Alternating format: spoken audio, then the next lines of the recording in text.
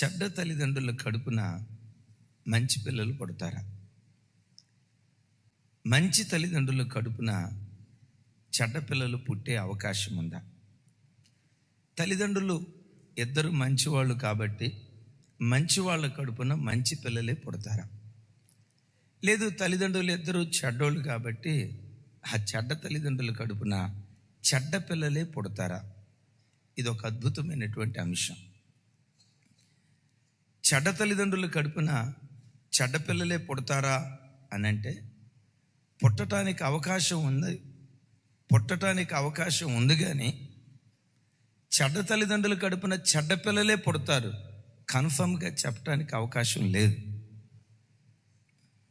ఇది లేఖనాల నుంచే కాదు, 25 సంవత్సరాల నుంచి విశ్వాసుల కుటుంబాలను పరీక్షించిన కొద్దిపాటి అనుభవం కలిగిన దైవ సేవకుడిగా చెప్తున్న మాట. అట్ ద సేమ్ టైం నాన్న మంచి భక్తిపరుడు, అమ్మ మంచి ప్రార్థన పరురాలు, తల్లిదండ్రులు ఇద్దరు మంచి భక్తి కలిగిన వాళ్ళు కాబట్టి కన్ఫర్మ్గా పిల్లలు కూడా ఖచ్చితంగా మంచి భక్తి కలిగిన వారిగా ఉంటారు. ఉండటానికి అవకాశం ఉంది కానీ ఉంటారు అని కన్ఫర్మ్గా చెప్పడానికి దేవుని వాక్యం అంగీకరించదు. దానికంటే విశేషంగా కుటుంబాలలో వ్యక్తుల మీద కుటుంబ ప్రభావం కంటే సమాజ ప్రభావం చాలా అధికంగా ఉంటుంది కదా. మంచి తల్లిదండ్రుల కడుపున మంచి పిల్లలు పుట్టే అవకాశం ఉంది కానీ ఆ మంచి తల్లిదండ్రుల కడుపున చెడ్డ పిల్లలు కూడా ఎదిగినట్లుగా లేఖనాలలో ఆధారం చూస్తాం. గత ఆదివారం 3 సెషన్స్లో ఆహాజు అని ఓ చెడ్డ రాజు కూర్చి విన్నాం. కొంతమంది ఫోన్ చేసి ఏం చెప్పారు తెలుసా? అన్నయ్య, యోధా రాజుల్లో కూడా ఇంత చెడ్డ వ్యక్తులు ఉన్నారా? దైవము కాని వాటిని ఆరాధించి పురికొల్పేటట్లుగా 3rd సెషన్లో చెప్పాను. ఆహాజు రాజు 2 బలిపీఠాలు కట్టాడట. ఒక బలిపీఠమేమో దేవుడైన యెహోవా యొద్ద విచారణ చేయటానికి యెహోవా బలిపీఠం, 2వ బలిపీఠమేమో బలులర్పించడానికి 2వ బలిపీఠం కట్టాడట. అంటే ఇంత ఘోరంగా ప్రవర్తించాడా యోధారాజు? మాకు ఆశ్చర్యం అనిపించింది. ఓ తమ్ముడైతే చెప్పిన మాట ఏంటో తెలుసా? మేము యేసు ప్రభువుని నమ్ముకున్నాం కానీ మా ఇంట్లో 2 బలిపీఠాలు ఉన్నాయన్న, చిన్నపిల్లలు పుట్టినప్పుడు 2 బలిపీఠాలు ఉన్నాయన్న, చేతికి 2 బలిపీఠాలు ఉన్నాయన్న, పబ్లిక్గా చెప్పలేను కొన్ని. మా ఇంట్లో 2 బలిపీఠాలు ఉన్నాయన్న. దేవుడు మాతో మాట్లాడాడు. ఇక మీదట మనకు ఒక్క బలిపీఠం మాత్రమే ఉంది. ఆ ఒక్క బలిపీఠమే మన ఆరాధ్య దైవం ప్రభు అయిన యేసుక్రీస్తు. దానికి ప్రత్యామ్నాయమైన బలిపీఠం, దానికి సమమైన బలిపీఠం, దానికి ధీటైన బలిపీఠం మరొకటి ఏది లేదు. సృష్టి అంతటికి ఒక్కడే దేవుడు, సమస్త జాతుల ప్రజలకు ఒక్కడే దేవుడు. ఆ ఒక్క దేవుడే నజరేయుడైన యేసుక్రీస్తు ప్రభువు. ఆమేన్. ఆహాజు చెడ్డరాజు, కానీ విచిత్రం ఏంటో తెలుసా? ఆ చెడ్డరాజు కడుపున మంచి వినయ భయభక్తులు కలిగిన రాజైన హిజ్కియా పుట్టాడు. దేవుడైన యెహోవాను హృదయపూర్వకంగా అనుసరించినవాడు. అతని పూర్వపు రాజుల్లోనైనా అతని తర్వాత రాజుల్లోనైనా దేవుడైన యెహోవా యందు ఆయనలాగా విశ్వాసం ఉంచిన వాడు ఇంకొకడు లేడట. వాక్యంలో తర్వాత చూస్తాం. ఏంటి తండ్రి అంత చెడ్డోడు కదా, ఆ చెడ్డ తండ్రి కడుపున ఇంత భయభక్తి కలిగిన వాడు ఎలా పుట్టగలిగాడు? ఇది ఎలా సాధ్యం? సరే, ఈ మాట అలా ప్రక్కన పెడదాం. హిజ్కియా చాలా భక్తి కలిగిన వాడు కదా. టకామని సమాధానం చెప్పండి. హిజ్కియా కొడుకు పేరేంటి? థ్యాంక్ యూ, మనష్షే మంచి రాజా చెడ్డ రాజా? చెడ్డోళ్ళకే మనోడు ప్రెసిడెంట్. అంత చెడ్డ రాజు, ప్రారంభంలో బహు చెడ్డోడు. హిజ్కియా అంత భక్తి కలిగిన వాడైతే ఆ భక్తి కలిగిన తండ్రి కడుపున చెడ్డ కుమారుడు పుట్టుకొచ్చాడు. అరే, చెడ్డ తండ్రి కడుపున మంచోడు పుట్టాడు, మంచి తండ్రి కడుపున చెడ్డరాజు పుట్టుకొచ్చాడు. అలా లేఖనాలు మనం చూస్తూ ఉంటే యెహోషాపాతు రాజు ఉన్నాడే, చాలా భక్తి కలిగినాడు. కానీ యెహోషాపాతు రాజుకు పుట్టిన కొడుకు చాలా చెడ్డోడు. యోషియా ఉన్నాడే చాలా భక్తి కలిగిన వాడు. కానీ విచిత్రం, అతన్ని కన్న తండ్రి ఆహాజు ఉన్నాడే లేశమైన వెతికిన ఇంతైన భక్తి కనపడనటువంటి వ్యక్తి ఉన్నాడు. సో లేఖనాలను మనం ఆధారం చేసుకున్నప్పుడు చెడ్డ తల్లిదండ్రులు కడుపున చెడ్డ పిల్లలే పుడతారు కన్ఫర్మ్గా చెప్పలేం, అవకాశం ఉంది. ఎందుకంటే తల్లిదండ్రుల ప్రభావం ఎంతో కొంత పిల్లల మీద పరిపాలన చేస్తుంది కదా.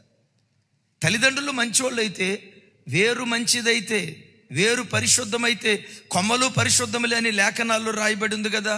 తల్లిదండ్రులు భక్తి కలిగిన వాళ్ళైతే పిల్లలు భక్తి కలిగిన వారిగా బ్రతకటానికి అవకాశం ఉంటుంది, కానీ కన్ఫర్మేషన్ లేదు. అయితే ఇప్పుడు నేను చెప్పే మాట, నువ్వు చెడ్డ తండ్రి కడుపున పుట్టినా మంచి తండ్రి కడుపున పుట్టినా, చెడ్డ తల్లి కడుపున పుట్టినా మంచి తల్లి కడుపున పుట్టినా, నీ మట్టుకు నీవు ఒక మంచి వ్యక్తిగా తీర్చిదిద్దబడాలంటే నీవు తీసుకునే నీ నిర్ణయమే నీ భవిష్యత్తును శాసిస్తుంది. ఆమేన్ చెప్దాం గట్టిగా. ఒకసారి చూడండి, ఆహాజు చెడ్డరాజు కదా. ఈ చెడ్డరాజు కడుపున మంచి కొడుకు హిజ్కియా ఎలా పుట్టగలిగాడు చూడండి. ఆ మాట దాన్ని వివరించే ముందు యెషయా గ్రంథం 14వ అధ్యాయం, మీరెన్నడూ విన్నని వాక్యం. 14వ అధ్యాయం 28వ వచనం నాతో కలిసి చెప్పండి. రాజైన ఆహాజు మరణమైన సంవత్సరమున వచ్చిన దేవోక్తి, ఫిలిష్తియా నిన్ను కొట్టిన దండము తుత్తునీలుగా విరవబడినని అంతగా సంతోషించుకో. సర్పబేజము నుండి మిడునాగు పుట్టును, దాని ఫలము ఎగురు సర్పము. అప్పుడు అతిభేదలైన వారు భోజనము చేయుదురు, దరిద్రులు సురక్షితంగా పండుకొందురు. కరువు చేత నీ బేజమును చంపెదను, అది నీ శేషమును హతము చేయును. గుమ్మమా ప్రలాపింపుమి, పెద్దగా పట్టణమా అంగలార్పుమి. ఫిలిష్తియా నీవు బొత్తిగా కరిగిపోయి ఉన్నావు. ఉత్తర దిక్కు నుండి పొగ లేచుచున్న దినము వచ్చు వారి పటాలములలో వెనుక తీయవాడు ఒకడును లేడు. జనముల దోతకి ఇవ్వవలసిన ప్రత్యుత్తరం ఇదే: యెహోవా సియోనును స్థాపించి ఉన్నాడు, ఆయన జనులలో శ్రమనొందిన వారు దాన్ని ఆశ్రయింతురని చెప్పవలెను. యేసయ్యకు మహిమ కలుగును గాక. ప్రారంభపు వచనాలు చూపించుతాము. నా వైపు చూడండి. ఆహాజు మృతి పొందిన సంవత్సరమున ప్రత్యక్షమైన దేవోక్తి ఇదే. ఆహాజు కాలంలో ఫిలిష్తీయులు యోధా దేశం మీద దాడి చేసి ఆ దేశాన్ని బలహీనపరిచారు. ఎప్పుడైతే యోధా దేశం బలహీనమైపోయిందో ఫిలిష్తీ దేశం అతిశయపడుతుంది. ఇంతకాలం మా మీద దండం చేసినటువంటి యోధా రాజ్యం బలహీనమైపోయింది, మాకు తిరుగులేదు అని వాళ్ళు సంతోషిస్తూ ఉన్నారు. దేవుడు అంటాడు, ఫిలిష్తియా ఇంతకాలం నిన్ను ఏలుబడి చేసిన రాజదండం విరిగిపోయిందని సంతోషించుకో, అతిశయపడుకో. భవిష్యత్తు కాలంలో సర్పబేజం నుండి, ఈ మాట చూడండి 29, నా వైపు చూసి చెప్పండి. సర్పబేజము నుండి మిడునాగు పుట్టును, దాని ఫలము ఎగురు సర్పము. విన్నారా? దీన్ని హిబ్రూ భాషలో మనం చూస్తే తెలుగులో మిడునాగు అనే పదం వాడారు. అదే హిబ్రూ బైబిల్లో మనం గమనిస్తే మిడునాగు అనే చోట కింగ్ కోబ్రా కోడెనాగు బయలుదేరుతుంది. ఈ సర్పబీజాలన్నిటినీ నాశనం చేసి, ఓ ఫిలిష్తీ దేశమా నిన్ను తుత్తునీయులుగా నిన్ను చేస్తుంది. అసలు ఫిలిష్తీ అనే దేశం లేకుండా మంచు కరిగిపోయినట్లుగా నీ దేశం కరిగిపోతుంది. ఇవన్నీ ఎవరు చేస్తారో తెలుసా? సర్పబేజము నుండి మిడునాగును నేను పుట్టిస్తాను. మిడునాగు అనే చోట హిబ్రూలో వాడబడిన పదం ఏంటో తెలుసా? ఎగిరే అగ్ని వంటి సర్పము అనే పదజాలం వాడబడింది. సర్పబేజం నుండి ఎగిరే అగ్ని వంటి సర్పాన్ని నేను పుట్టిస్తా. కోడెనాగును పుట్టిస్తా. మిమ్మల్ని ఒక మాట అడుగుతా, సర్పబీజం నుండి ఏం పుట్టుకొస్తుంది? సర్పమే పుట్టుకొస్తుంది. పాము అంటంతో కొన్ని వేల రకాలు ఉన్నాయి. జరిపోతులో నుంచి ఏది పుట్టుకొస్తుంది? అరే, జరిపోతులో నుంచి ఏది పుట్టుకొస్తుంది? రక్తపింజర్లో నుంచి ఏది పుట్టుకొస్తుంది? వానపాములో నుంచి ఏది పుట్టుకొస్తుంది? ఇది బాగా చెప్పారు. వానపాములో నుంచి వానపాము పుట్టుకొస్తుంది, జరిపోతులో నుంచి జరిపోతే పుట్టుకొస్తుంది కదా. ఆహాజు సర్పం, ఆ సర్పబీజములో నుండి కోడెనాగు లాంటి హిజ్కియాను నేను పుట్టించబోతున్నాను. అతడి పాలనలో పేదలందరూ సురక్షితంగా ఉంటారు. అతడి పాలనలో అతి దరిద్రులు కూడా సురక్షితంగా బ్రతికేటట్లుగా నేను చేస్తా. దేవుడైన యెహోవా సింహాసనం యెరూషలేములో నేను స్థాపించడం ప్రారంభిస్తాను. ఎలాగో తెలుసా? సర్పబీజము నుండి కోడెనాగును నేను పుట్టించబోతున్నాను. చప్పలు కొట్టు స్తోత్రాలు చెప్దాం. ఒకసారి నా వైపు చూడండి. కోడెనాగు అనే చోట హిబ్రూలో వాడిన పదం ఏంటంటే ఎగిరే అగ్ని సర్పము అంటాడు. ఏ సర్పం? ఫైరీ ఫ్లయింగ్ సర్పెంట్ అనే పదం వాడబడింది. తమ్ముడా, నువ్వు పెట్టక గబ్బిలం పెట్టినట్టున్నవి. నీ తెలివి సేకటపడా, గబ్బిలం పెట్టాడు. ఫైరీ అనే మాట కనపడింది కదా అక్కడ. ఇక మనోడు చూపించలే. నా వైపు ఫ్లయింగ్ సర్పెంట్. అని పొట్టతో ప్రాకుతాయి, కానీ నేను పుట్టింది లాంటిది. మీ రాజ్యాలన్నిటినీ కాల్చివేయటం ప్రారంభిస్తుంది. యేసయ్యకు మహిమ కలుగును గాక. నేనంట సర్పబీజం నుండి సర్పం పుట్టుకురావాలి. మరి సర్పం నుండి కింగ్ కోబ్రా కోడెనాగు ఎట్లా పుట్టుకొచ్చింది? సర్పం లాంటి వాడు ఆహాజు, దేవుని రాజ్యాలను పాడు చేసిన వాడు. అంతకాలం దేవునిలో ఎదిగినటువంటి ఆ రాజ్యాలను దిగంబరిగా మార్చినటువంటి వింటున్నారా? అంత భ్రష్టరాజు రాజు కుటుంబంలోనే కాదు, ప్రపంచంలో ఏ కుటుంబంలోనైనా నీవు తీసుకునే నిర్ణయాలు ఉన్నాయే, నీ నిర్ణయాలే నీ భవిష్యత్తును శాసిస్తాయి. నీ నిర్ణయాలు ఎలా ఉండాలో తెలుసా? నా వైపు చూడాలి. నీ నిర్ణయాలు ఎలా ఉండాలో తెలుసా? నీ నిర్ణయం డివైన్ డెసిషన్ అయితే నీ డెస్టినేషన్ అద్భుతంగా ఆశీర్వదించబడటానికి దేవుడు కృప చూపిస్తాడు. ఉన్నటువంటి హిజ్కియా తన చిన్న వయసులో తాను చేసుకున్న తీర్మానం, తన హృదయంలో పుట్టిన 2వ గ్రంథం 29వ అధ్యాయం 6వ వచనం నుంచి దేవుడైన యెహోవా దృష్టికి చెడు నడత నడిచి ఆయనను విసర్జించి ఆయన నివాస స్థలమునకు పెడముఖము పెట్టుకొని దాన్ని అలక్ష్యం చేశారు. మరియు వారు మంటపం యొక్క ద్వారములను మూసివేసి, ఆహాజే మూసేశాడని గత వారం విన్నాం. దేవాలయపు ద్వారాలు మూసేసేసాడు.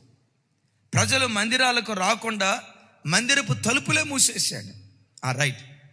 మంటపం యొక్క ద్వారములను మూసివేసి, దీపములను వార్పివేసి, పరిశుద్ధ స్థలమందు ఇశ్రాయేలీలు దేవునికి ధూపము వేయకయు దహన బలులు అర్పింపకయు ఉండిరి. అందుచేత యెహోవా యోధా వారి మీదను, స్వరమెత్తాలి, యెరూషలేము కాపురస్తుల మీదను కోపించి, మీరు కన్నులారా చూచున్నట్లుగా వారిని ఆయన భీతికిని విస్మయమునకును నిందకును ఆస్పదముగా చేశాను. కాబట్టి మన తండ్రులు కత్తి చేత పడిరి, మన కుమారులను కుమార్తెలను భార్యలను చెరలోనికి కొనిపోబడిరి. అప్పుడు మన మీదనున్న పెద్దగా చెప్పండి. ఇప్పుడు మన మీదనున్న ఇశ్రాయేలీల దేవుడైన యెహోవా మహోగ్రత చల్లారునట్లు ఆయనతో మనము నిబంధన చేయవలెనని నా మనస్సులో అభిలాష పుట్టెను. ఇక్కడ ముగింపులో రాయబడిన మాట చూడండి. నా మనస్సులో అభిలాష పుట్టింది. యవనస్తుడా, యవన కాలంలో రాజైన ఓ హిజ్కియా, యవన వయసులో నీ మనసులో పుట్టిన అభిలాష ఏంటయ్యా? ఓ మంచి అందమైన అమ్మాయిని చూసి వివాహం చేసుకోవాలి, ఇదా నీ మనసులో పుట్టిన ఆశ? 25వ సంవత్సరంలో రాజు అయ్యేవు కదా, చక్కటి రాజభవనాన్ని కట్టుకొని సుఖ సంతోషాలు అనుభవించాలి, ఇదా నీ మనసులో పుట్టిన ఆశ?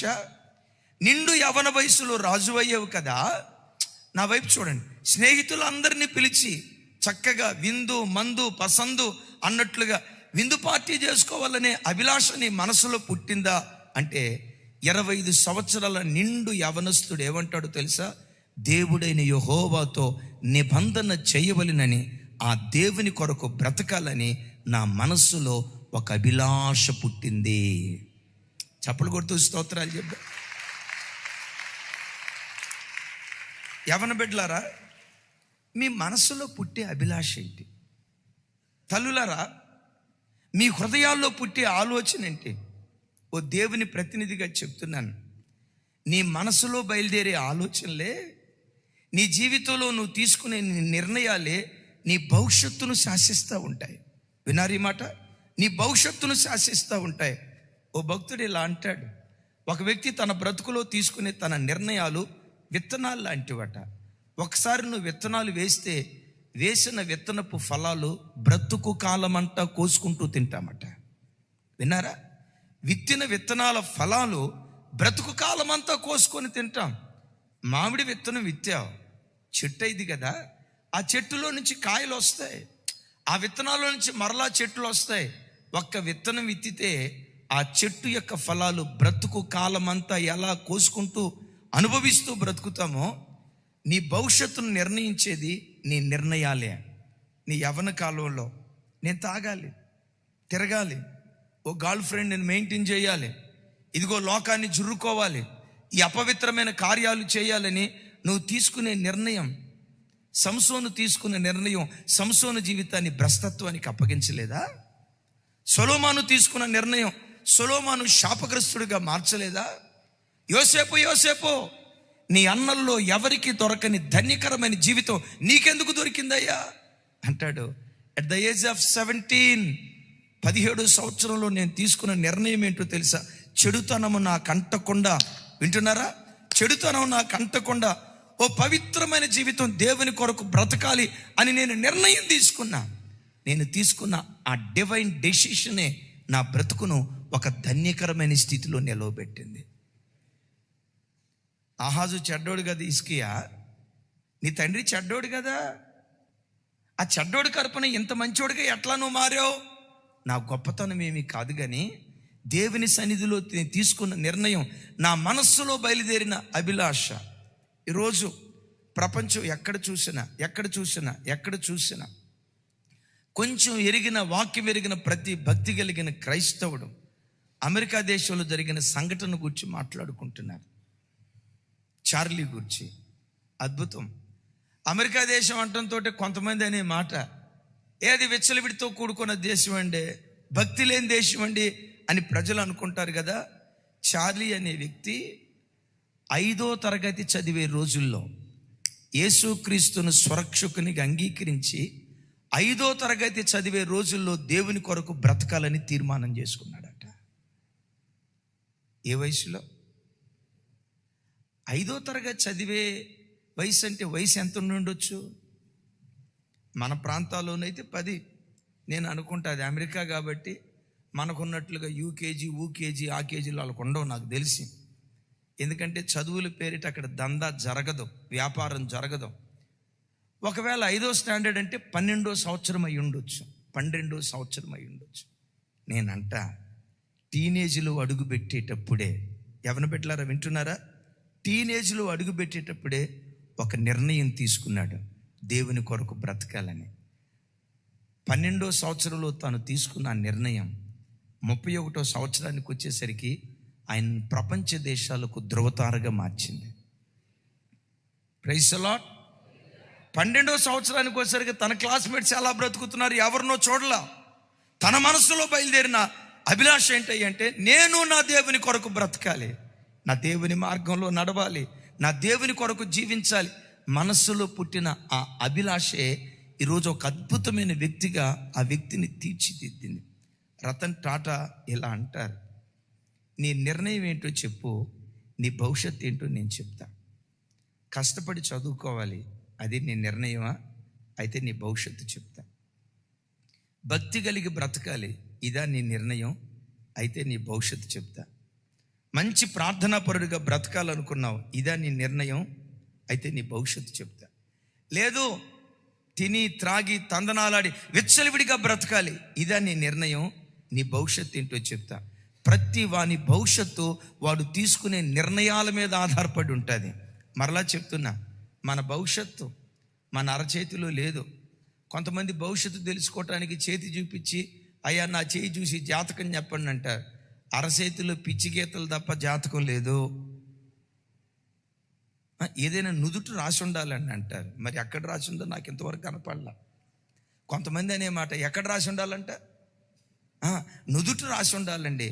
నుదుట రాయలా, అరచేతిలో అంతకంటే రాయలా. నీవు తీసుకునే నీ నిర్ణయాలే నీ భవిష్యత్తును శాసిస్తాయి. నమ్ముతారా ఈ మాట? నీ ఫ్యామిలీ బ్యాక్గ్రౌండ్ ఏదైనా ఉండొచ్చు.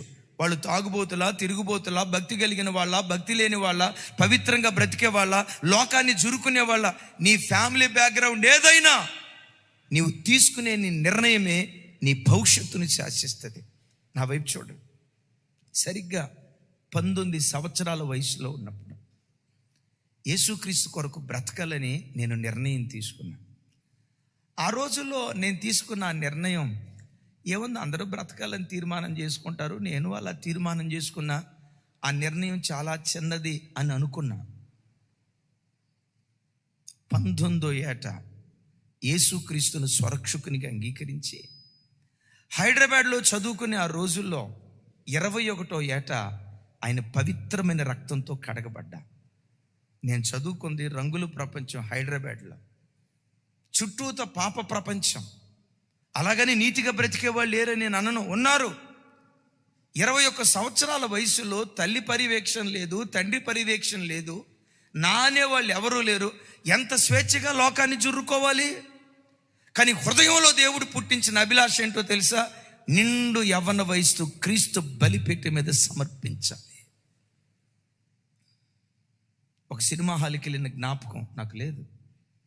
యవ్వన బిడ్డలారా, నాకు తల్లిదండ్రులు లేరు, అక్కడిక్కడ అన్నదమ్ముళ్ళు లేరు. ఇక్కడ ఓ సినిమా హాల్కి వెళ్ళిన జ్ఞాపకం, ఒక పార్కుకి వెళ్ళిన జ్ఞాపకం, ఒక ఆడపిల్లతో మాట్లాడిన జ్ఞాపకం, చెడుగా ప్రవర్తించిన జ్ఞాపకం దేవుని కృపను బట్టి ఇంత కూడా లేదు. 4 సంవత్సరాలు విశ్వాసిగా బ్రతికా. హృదయంలో ఒక అభిలాష, ఒక ఆశ పుట్టింది, యేసయ్య సేవ చేయాలని, యేసయ్య సేవ చేయాలని. 25వ ఏట దేవుని సేవ చేయటానికి దేవుని ఇంటికి వచ్చా. నేను చాలాసార్లు చెప్తా, ఇప్పుడు నాకు 50 సంవత్సరాలు. నా తండ్రి ఇంటిలో 25 సంవత్సరాలు బ్రతికా. 25 సంవత్సరాల నుంచి దేవుని ఇంటిలో బ్రతకటానికి దేవుడు నా కృప చూపించాడు. నాకు తెలిసి ఇది ఏ 55 50 ఏంటి, ఏ 75 అయిందో, ఏ 100 సంవత్సరాలు అయిందో, ఇంకా భవిష్యత్తులో అన్ని సంవత్సరాలు దేవుని ఇంట్లో ఇద్దాం. ఇంకా భవిష్యత్తులో ఆయన బ్రతికే కృప దేవుడు అనుగ్రహిస్తాడు. Praise the lord. బాప్తిస్మం తీసుకోవాలి. ఆ రోజుల్లో ఆ నిర్ణయం నాకు చిన్నదిగానే అనిపించింది. సేవకు రావాలి,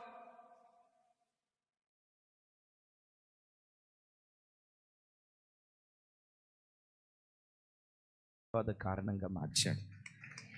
నా క్లాస్మేట్స్, నాతో పాటు చదువుకునేవాళ్ళు, భక్తిని విరిగా ఎంచిన వాళ్ళు ఉన్నారు. ఈడేంట్రా పిచ్చోడు, నా క్లాస్మేటే అన్నాడు, ఒరే బైబిల్ చదివినంతగా నువ్వు పుస్తకాలు కనుక చదివితే నేను అబద్ధం ఆడట్లేదు, బైబిల్ చదివినంతగా నువ్వు పుస్తకాలు చదివితే నువ్వే కలెక్టర్ అవుతావురా అన్నాడు. విజయవాడలో బిఎస్ఎన్ఎల్ ఆఫీసులో జేఈగా పనిచేస్తాడు రామారావు అని. ఈ పుస్తకాలు బైబిల్ చదివినట్లుగా నువ్వు పుస్తకాలే చదివితే ఏ కలెక్టర్ అవుతావురా, ఏంటి పిచ్చి భక్తి అన్నట్లుగా. ఒకసారి విజయవాడ మీటింగ్కి వెళ్తే అదే స్నేహితుడు ఏమన్నాడు తెలుసా? ఆ రోజు నువ్వు తీసుకున్న నిర్ణయం మాకు ఎగతాళిగా ఉంది, కానీ ఈరోజు ఆ నిర్ణయమే ప్రపంచ దేశాలకు దీవెన కారణంగా మార్చాడు. ఒకసారి చూడు, దేవుని సన్నిధికి వచ్చిన నీ బ్రతుకులో, నీ మనసులో కూడా ఎలాంటి శ్రేష్టమైన నిర్ణయాలు ఎందుకు పట్టుకూడదు? ఏముంది పాపలోకంలో? ఏముంది ఈ అపవిత్రపు లోకంలో? స్వల్పకాలపు అల్పకాలపు సుఖభోగాల దగ్గర నా భక్తిని నేను తాకట్టు పెడతానా? 5 నిమిషాల 10 నిమిషాల సుఖం కోసం నా భక్తిని తాకట్టు పెడతానా? ఈ అపవిత్రమైన సినిమా కొరకు నా భక్తి జీవితాన్ని తాకట్టు పెడతానా? ఒకే ఒక్క జీవితం, ఈ ఒక్క జీవితం దేవుని కొరకు నేను బ్రతకాలని ఆ దివ్యమైన నిర్ణయం తీసుకో. ఆ నిర్ణయమే నీ భవిష్యత్తును శాసిస్తుంది. తల్లి వేశ్య మిస్పాలో దేవుని సన్నిధికి వచ్చి దేవుని కొరకు బ్రతుకుతానని నిర్ణయం తీసుకున్నాడు. ఆ నిర్ణయమే యెఫ్తాను న్యాయాధిపతిగా మార్చింది. ఆ నిర్ణయమే వేశ్యల వంశావళిలో పవిత్రురాలైన కన్యక పుట్టుకు రావటానికి దేవుడు కృప చూపించాడు. ఈ కడవరి కాలంలో సంగమా గమనించండి, సర్పబీజము నుండి కోడెనాగులను పుట్టించాలి దేవుని ప్రణాళిక ఇది. సహజంగా సర్పాలన్నీ ప్రాగుతూ ఉంటాయి, అవి భూ సంబంధమైనవి. నిన్ను ఎలాంటి సర్పంగా చూడాలనుకున్నాడు తెలుసా? భూమితో సంబంధం లేకుండా ఆత్మలో ఎగిరే అగ్ని లాంటి సర్పంగా నిన్ను నన్ను మార్చాలని దేవుడు కోరుకున్నాడు. చప్పలు కొడుతూ స్తోత్రాలు చెప్దాం. మరలా ఇంకో మాట చెప్తాను. తల్లిదండ్రులు చెడ్డోళ్ళు అయితే చెడ్డవాళ్ళ తండ్రుల కడుపున పిల్లలు కూడా చెడ్డోళ్ళే పుడతారా? నో. వాళ్ళు చెడ్డవాళ్ళైనా నీ నిర్ణయం మంచిదైతే, నీ తీర్మానం మంచిదైతే, నీ మనస్సులో బయలుదేరే అభిలాష యోగ్యమైనదైతే సర్పబీజము నుండి కోడెనాగును పుట్టిస్తాడు. వాస్తవంగా ఈ ప్రవచనం మన ఆరాధ్య దైవం ప్రభు అయిన యేసు క్రీస్తు వారిని గురించి చెప్పబడినటువంటి ప్రవచనం. ఓ రకంగా యోధా జాతి, అందరినీ అనలేం, సర్పబీజం. తామారు యోధాతో, సొంత మామతో, రాహాబు, రూతు, దావీదు, బత్షెబ. ఏంటి సంతానం? సర్పబీజం. ఆ సర్పబీజం నుండి పాపం అంటే ఏమిటో ఎరుగని కోడెనాగు లాంటి కింగ్ కోబ్రా యేసుక్రీస్తు వారు ఉద్భవించారు. ఎలా ఇది జరిగిందంటే ఆయన తీసుకున్న నిర్ణయం. Number 1, divine decision. ఎప్పుడు నీ నిర్ణయం దేవుని సన్నిధిలో శ్రేష్టంగా ఉండునుగాక. రెండో మాట, డివైన్ ప్లాన్. Divine plan. దైవజనమా, హిజ్కియా ఇంకా పుట్టల.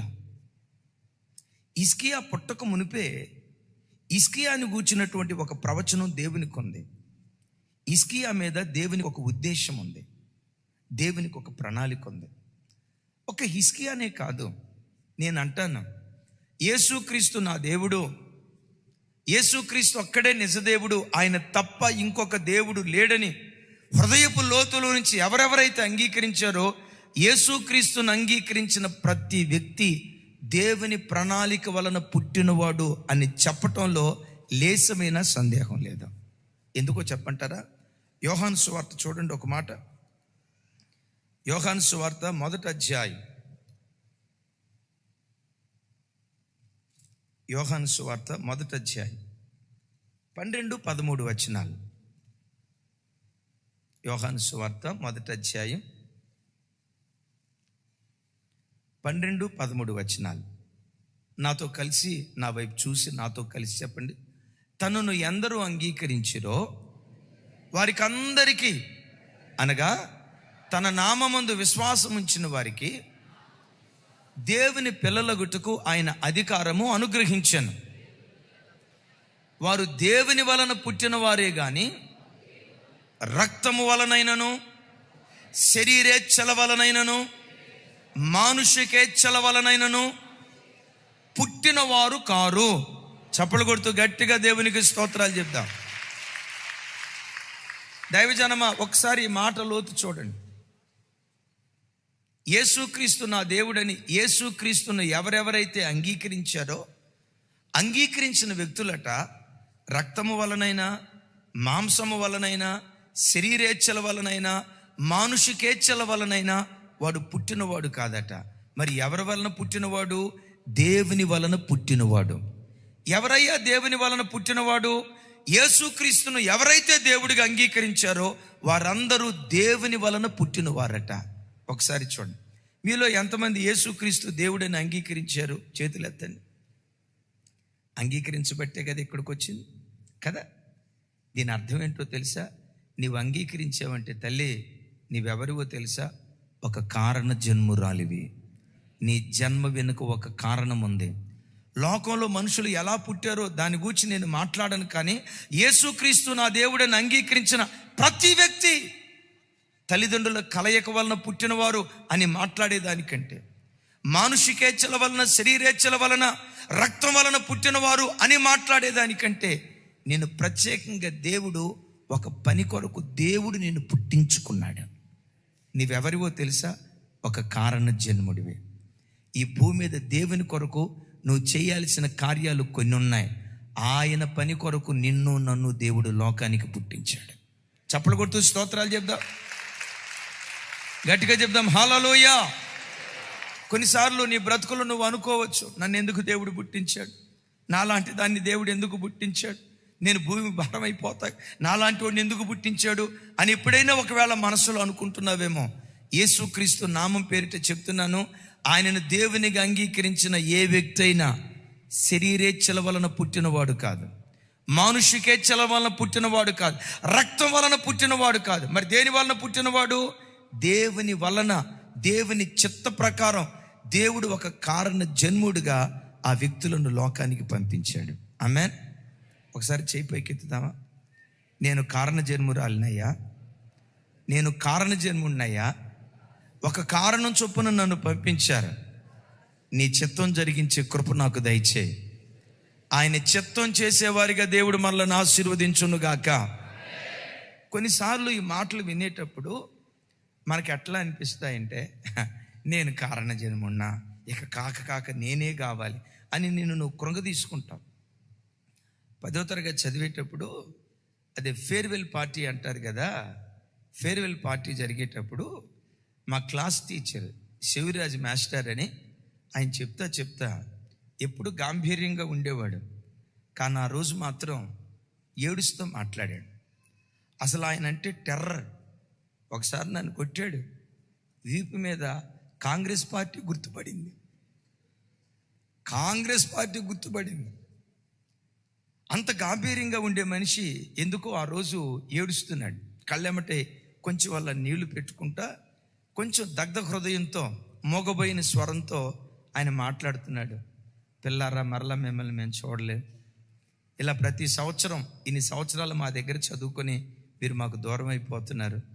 తల్లిదండ్రులకు పిల్లలు దూరం అయితే ఎంత బాధ ఉంటుందో, మా స్టూడెంట్స్ మాకు దూరం అయితే ఎంత బాధ ఉంటుంది అని చెప్తా ఈరోజు మా కళ్ళ ముందు మీరు చిన్నపిల్లలుగా కనపడుతున్నారు.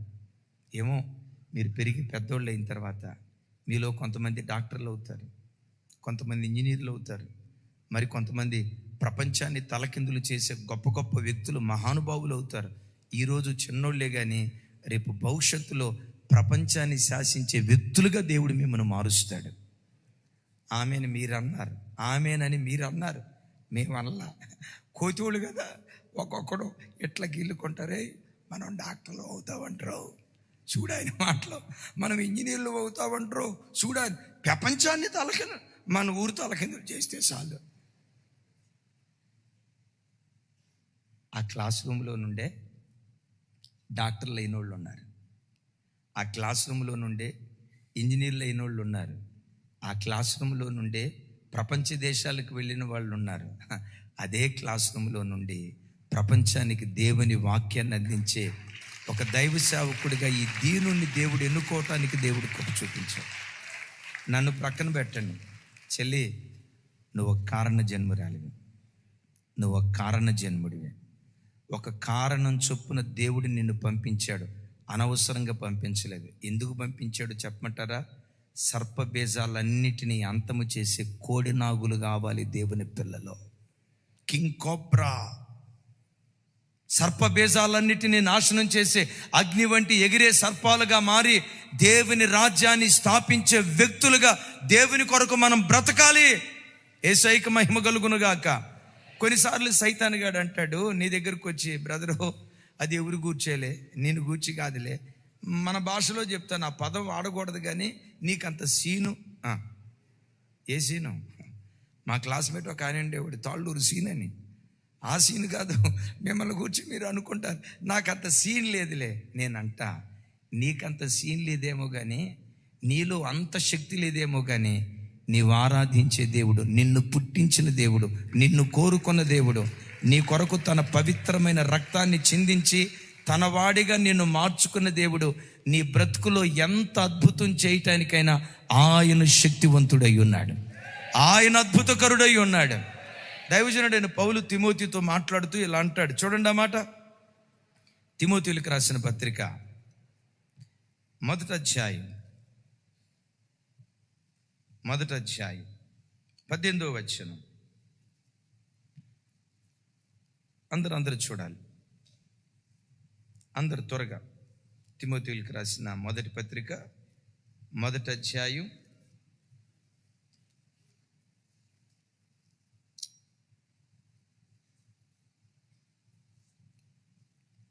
'yes' నాతో కలిసి, నా కుమారుడైన తిమోతి, నీవు విశ్వాసమును మంచి మనస్సాక్షి కలిగిన వాడవై నిన్ను గూర్చి ముందుగా చెప్పబడిన ప్రవచనము చొప్పున ఈ మంచి పోరాటము పోరాడవలెనని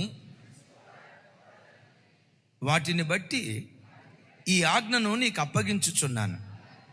ఆగుదాం అక్కడ. నా వైపు చూడండి. పౌలు వారు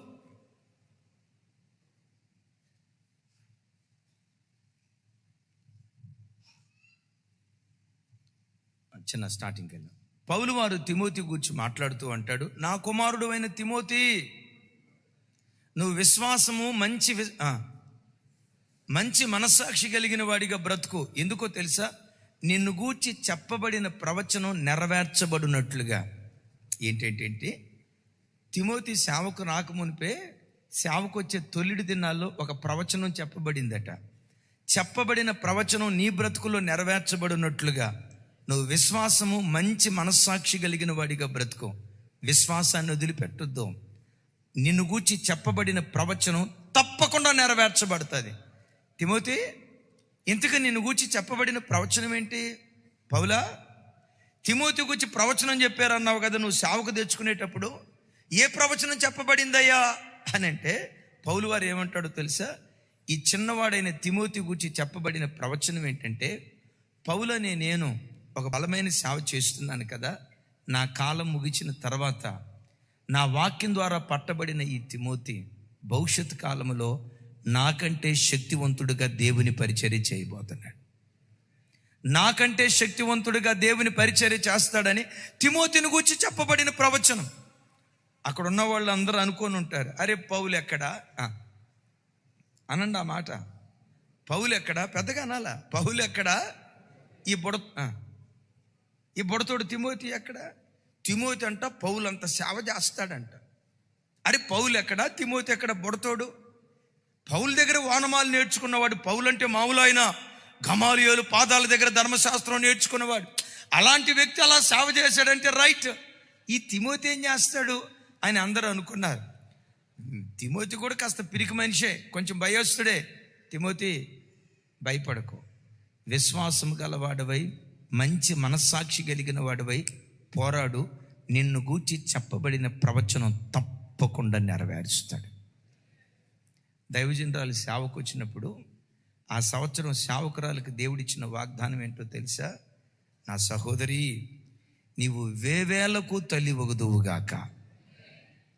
మీరు ఆమెనన్నారు. నేనా అని మనుషులం కదా అనుకుంటాం. మాటిచ్చినవాడు నమ్మదగినవాడు. చెల్లి, నమ్ము, నువ్వు ఒక కారణ జన్మురాలివి. విశ్వాసం కలిగి ఉండు. ఒక ప్రత్యేకమైన ఆలోచన చొప్పున దేవుడు నన్ను ఈ లోకానికి పంపించాడు. అగైన్ అండ్ అగైన్, రక్త మాంసముల వలన నేను పుట్టినవాడిని కాదు, శరీరేచ్ఛల వలన పుట్టినవాడిని కాదు, మానుషికేచ్ఛల వలన పుట్టినవాడిని కాదు.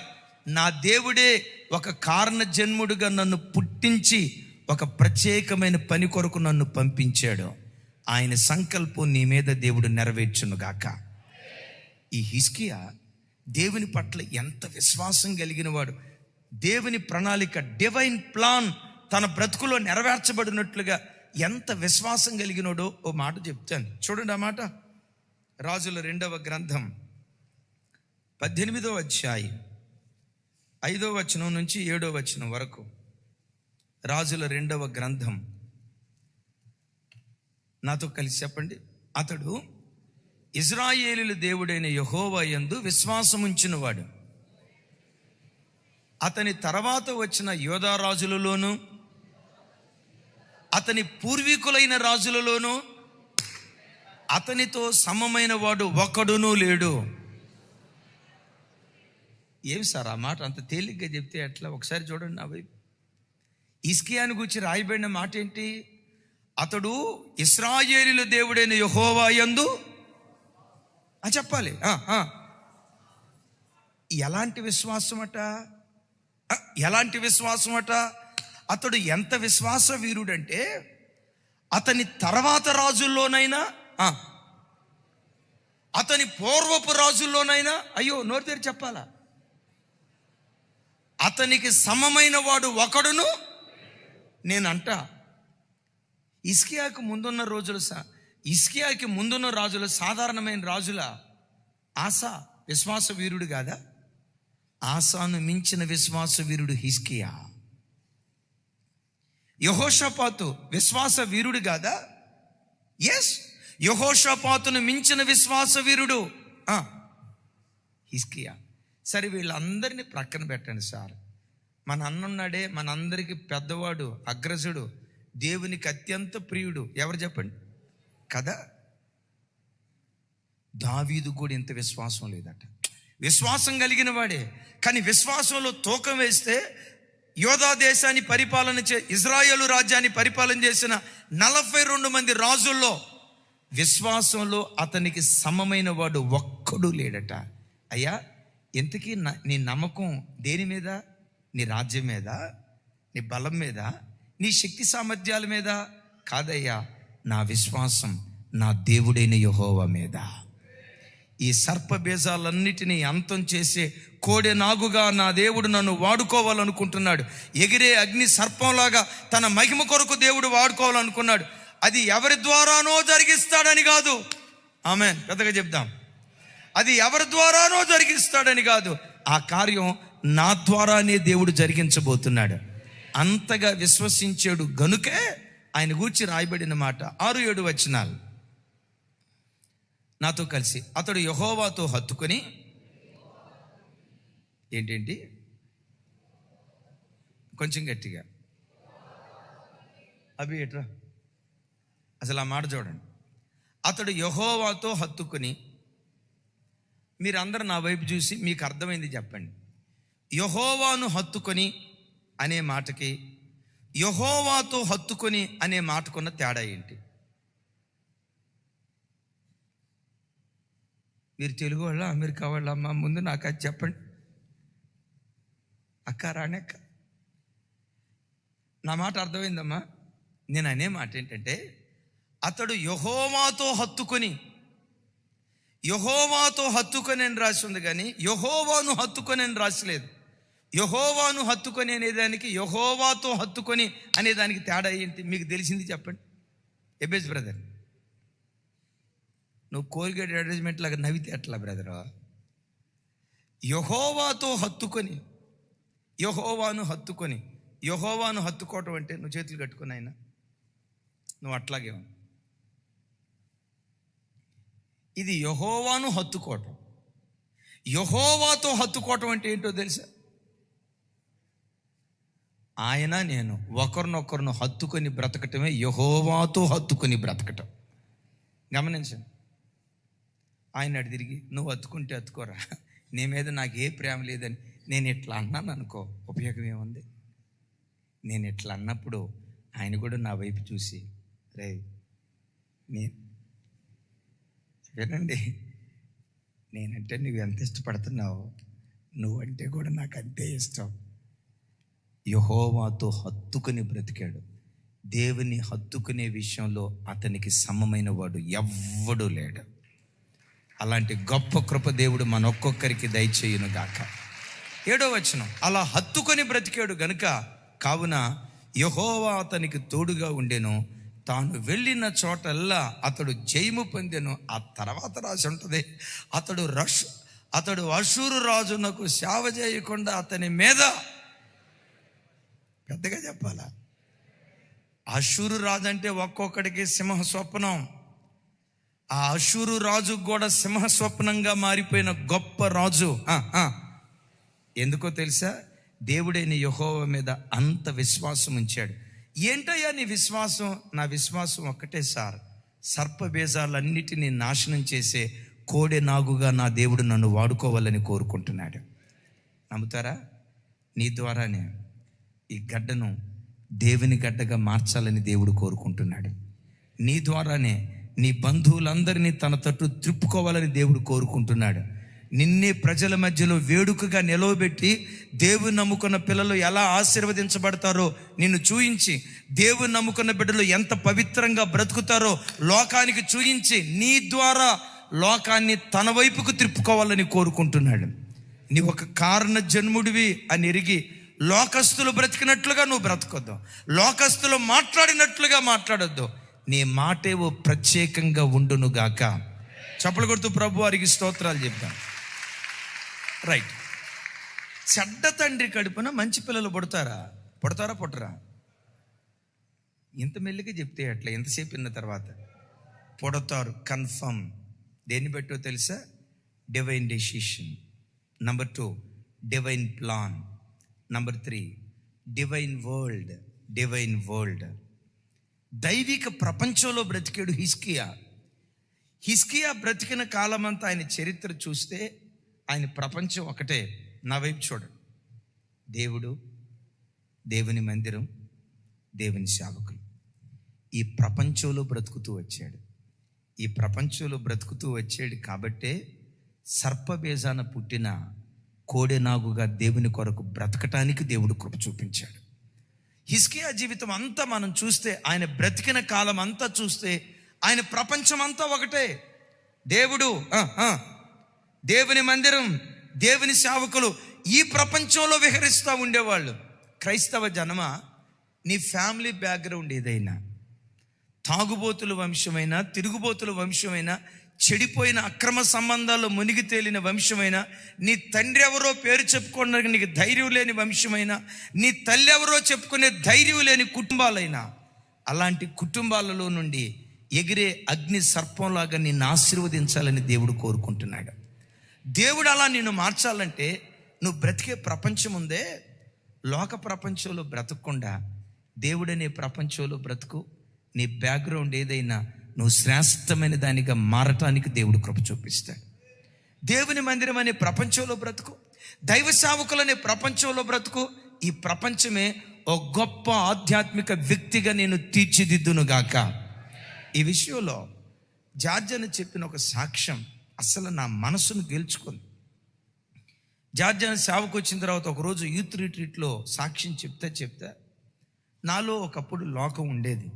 యేసుప్రభుని నమ్ముకున్నాను, ఎంతో కొంత క్రైస్తవ కుటుంబమే, కానీ దేవునికి నాకు అంత సన్నిహిత సంబంధం ఉండేది కాదు. ఓ రకంగా చెప్పాలంటే లోకానికి బాగా దగ్గర అయ్యేవాడిని. ఒకానొక సందర్భంలో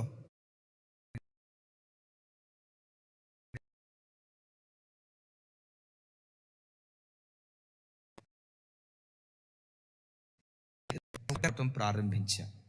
దేవునికి, దేవుని మందిరానికి, ప్రత్యేకంగా దేవుని పరిచర్యకు ఎప్పుడైతే నేను దగ్గరగా వచ్చానో నాకు తెలియకుండానే లోకం నాకు దూరం అయిపోయిందయ్యా.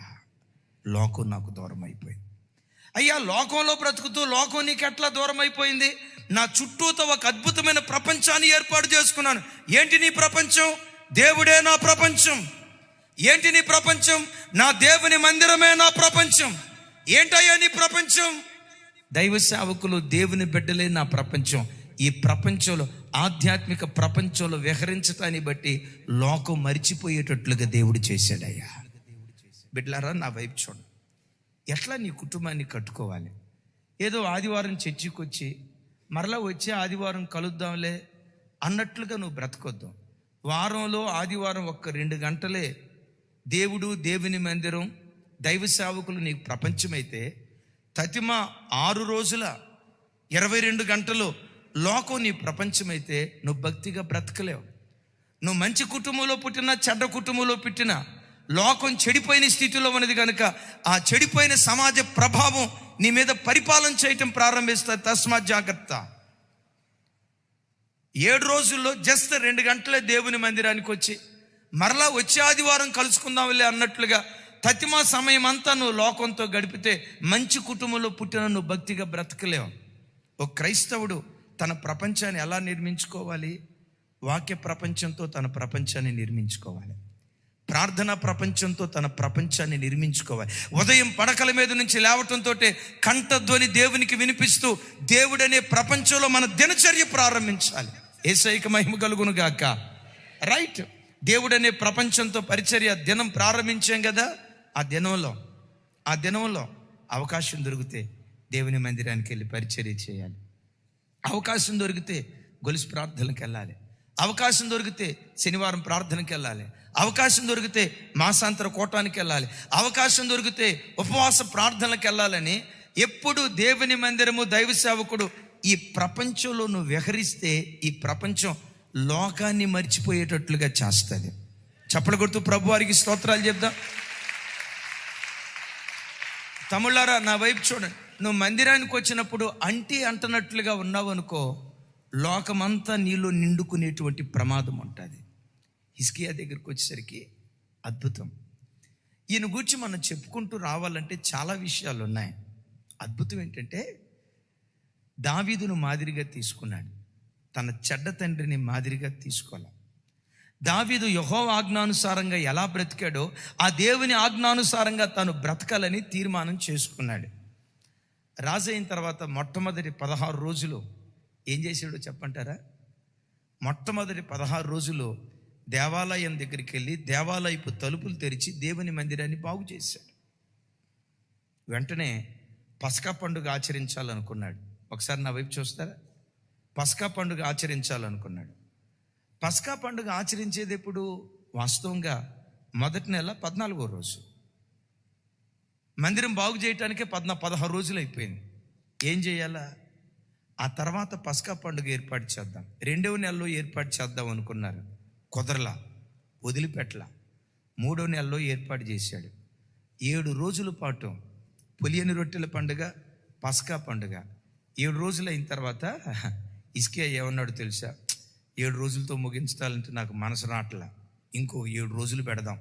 పులియని రొట్టెల పండుగ, పస్కా పండుగ ఇంకొక 7 రోజులు పెడదామని బైబిల్ అంతటిలో పస్కా పండుగ కానీ పులియని రొట్టెల పండుగ కానీ 7 రోజులే ఆచరించారు. హిజ్కియా కాలంలో 14 రోజులు ఆచరించారు. బైబిల్లో రాయబడిన మాట ఏంటో తెలుసా? యెహోషువ కాలం మొదలుకొని సొలొమోను కాలం వరకు గత కాలాలలో ఎప్పుడు పస్కా పండుగ ఇంత ఘనంగా ఆచరించబడలేదట. ఆమేన్ చెప్పండి. ఏ ప్రపంచంలో బ్రతికాడు? ఒకసారి నా వైపు చూడండి, చాలా లోతైన మాట చెప్తా. ఇశ్రాయేలీలు అరణ్య ప్రయాణంలో ఉన్నప్పుడు అక్కడక్కడ ప్రత్యక్ష గుడారం వేసేవాళ్ళు కదా. ఇక్కడ ప్రత్యక్ష గుడారం వేస్తే ఇశ్రాయేలీలు వారి వారి గుడారాలు అక్కడొకళ్ళు, ఇక్కడొకళ్ళు, అక్కడొకళ్ళు అట్లా గుడారాలు వేసుకోవాలా. అద్భుతం తెలుసా? అరణ్య ప్రయాణంలో ఇశ్రాయేలీలు గుడారాలు ఎక్కడ వేసుకున్నారో తెలుసా? మందిరం చుట్టూతో వేసుకున్నారు. ఎదురు 3 గోత్రాలు, వెనక 3 గోత్రాలు, ఇటు పక్క 3 గోత్రాలు, ఇటు పక్క 3 గోత్రాలు, మొత్తం ఎన్ని గోత్రాలు? ఈ 12 గోత్రాల వారు వారి గృహాలు, వారి గుడారాలు ఎక్కడ కట్టుకున్నారు? దేవుని మందిరం చుట్టూతో కట్టుకున్నారు. దీని అర్థం ఏంటో తెలుసా? ప్రతి క్రైస్తవుడు తన ఆధ్యాత్మిక జీవితంలో దేవుడు, దేవుని మందిరం, దేవుని సేవకులు ఈ ప్రపంచంలో విహరిస్తూ ఉంటే నిన్ను కన్నవాళ్ళు ఎంత చెడ్డవాళ్ళైనా ఒక అద్భుతమైన వ్యక్తిగా నువ్వు తీర్చిదిద్దబడటానికి దేవుడు కృప చూపించను గాక. చప్పలు కొడుతూ స్తోత్రాలు చెప్దాం. ఇప్పుడు చెప్పండి, ఏది మన ప్రపంచం అయి ఉండాలి? లోకం కాదు మన ప్రపంచం. చెప్పాలి, ఏది మన ప్రపంచం అయి ఉండాలి? దేవుడే నీ ప్రపంచం అయి ఉండాలి. దేవుని మందిరమే నీ ప్రపంచం అయి ఉండాలి. దైవ సేవకులే నీ ప్రపంచం అయి ఉండాలి. ఈ ప్రపంచంలో విహరించు. లోకం ఎంత కూడా నీలో ప్రవేశించకుండా దేవుడు కృప చూపించును గాక. ఒక గొప్ప భక్తుడు పాట రాశాడు, నీవు లేని లోకాన, చెప్పాలి, నీవు లేని లోకాన నేనుండలేనయ్యా, నా సర్వం నా ప్రాణం నీవేనయ్యా. ఒక అద్భుతమైన పాట రాశాడు. ఆ గొప్ప దైవజనులు ఒకసారి ఇక్కడికి వచ్చారు. ఆ అన్నతో మాట్లాడుతా, అన్న మీరు రాసిన పాట ప్రతిదీ చాలా బాగుంటాయి, కానీ ఆ పాటలో ఈ పదం అంటే నాకు భలే ఇష్టం అన్నా. నీవు లేని ప్రపంచంలో నేను ఉండలేనయ్యా, నా ప్రేమ ప్రపంచం నీవేనయ్యా. ఆ పదం హృదయాన్ని కదిలించిందన్నా అని చెప్తే ఆ అన్న నవ్వుతో నాతో ఏమన్నాడు తెలుసా? అన్నవు అసలు ఆ పాట రాసేటప్పుడు నా మనసులో ఉన్న భావన ఏంటో తెలుసా? ఒకవేళ నేను పరలోకానికి వెళ్ళినప్పుడు పరలోకంలో యేసు ప్రభు నాకు పరలోకంలో కనపడకపోతే యేసు ప్రభు లేని పరలోకం నాకు వద్దన్నా అన్నాడు. ఒక మాట, ఆయన తీవ్రత చూడండి. నీవు లేని లోకాన నేను ఉండలేనయ్యా, నా ప్రేమ ప్రపంచం నీవేనయ్యా అనే మాట రాశారే. ఆ మాట భలే ఉందన్న. అంటే ఆయన అన్న మాట ఏంటో తెలుసా? ఆయన ఎక్కడుంటాడో నేను అక్కడ ఉంటానన్నా. అదే నా ప్రపంచం, యేసయ్యే నా ప్రపంచం.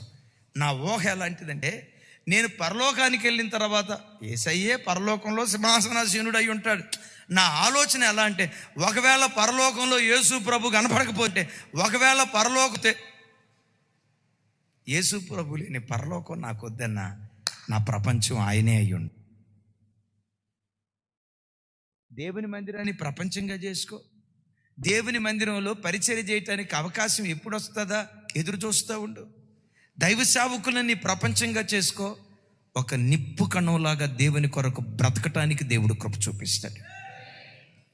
Number 1 divine decision, number 2 divine plan, number 3 divine world. మరొకసారి చెప్పండి.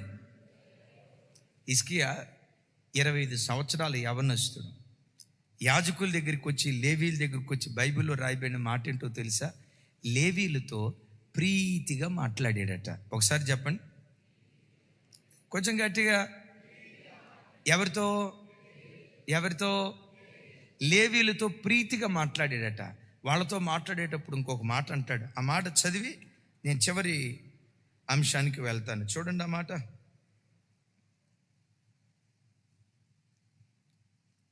దినవృత్తాంతాల 2వ గ్రంథం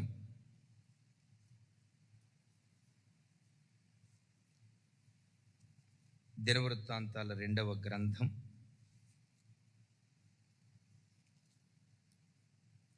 29వ అధ్యాయం 11వ వచనం. 11వ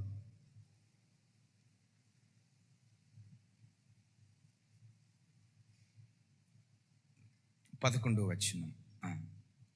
నా కుమారులారా, తనకు పరిచారకులయ్యుండి ధూపము వేయుచుండుటకును, తన సన్నిధిని నిలుచుటకును, తనకు పరిచర్య చేయుటకును యెహోవా మిమ్మును ఏర్పరచుకొనెను గనుక మీరు అశ్రద్ధ చేయకుడి. ఒక్కసారి నా వైపు చూడండి తల్లి. ఈయన వయసు ఎంత అని చెప్పినప్పుడు అక్షరాల 25 సంవత్సరాలు. మందిరంలో యాజకత్వం చేసే యాజకుల వయసు ఎంత ఉంటుంది అంటే 30+. 30 సంవత్సరాలు పైబడిన వాళ్ళు. 30 సంవత్సరాలు పైబడిన యాజకుల దగ్గరికి వచ్చి 25 సంవత్సరాల వయసు కలిగిన యవనస్తుడు ఏమంటున్నాడు చెప్పండి? అరే చెప్పాలరా నాయన అన్నా.